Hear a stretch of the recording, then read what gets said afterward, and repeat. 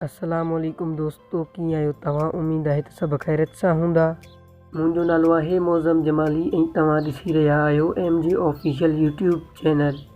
दोस्तों, अॼु असां तव्हांखे हिन वीडियो में सिंधी ड्रामा ज़हर ज़िंदगीअ जे 18 क़िस्त जे बारे में अॻकथी करण वारा आहियूं।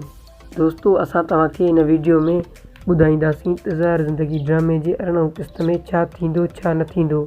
दोस्तों, वीडियो शुरू करण खां पहिरियां तव्हां दोस्तनि खां हिकिड़ी नंढड़ी गुज़ारिश आहे, जेकॾहिं तव्हां अञा ताईं असांजे वीडियो खे लाइक नाहे कयो त वीडियो खे लाइक करे छॾींदा ऐं चैनल ते नवां आहियो चैनल खे सब्सक्राइब करे बेल आइकन जे बटन खे ऑल ते सेट करे छॾींदा।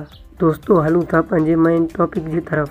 दोस्तों, सिंधी ड्रामा ज़हर ज़िंदगीअ जे एपिसोड नंबर 18 में रईस गफ़ार ख़ान रईस कमाल ख़ान खे चए थो त आउं ओठे वारनि ऐं रबनि वारनि खे पाण में मिलाईंदसि, पाण में खीर खंड कंदसि। जेकॾहिं इन कम में आउं नाकाम थी वियुसि त पोइ वॾो नुक़सानु थींदो।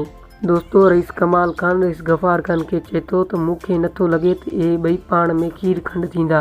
दोस्तों, आउं तव्हांखे वधीक ॿुधाईंदो हलां त ओठे वारनि टिनी भाइरनि रस्ते में रबनि खे घेरे एॾो कुटको ॾिनो।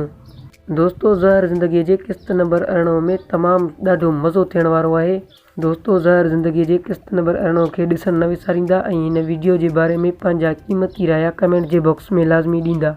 दोस्तों, उमेद त असांजो इहो नंढिड़ो वीडियो तव्हांखे पसंदि आयो हूंदो। जेकॾहिं पसंदि आयो आहे त वीडियो खे लाइक करणु न विसारींदा ऐं चैनल ते नवां आहियो चैनल खे सब्सक्राइब करे बेल आइकन जे बटन खे ऑल ते सेट करे छॾींदा। माशाअल्लाह दोस्तों।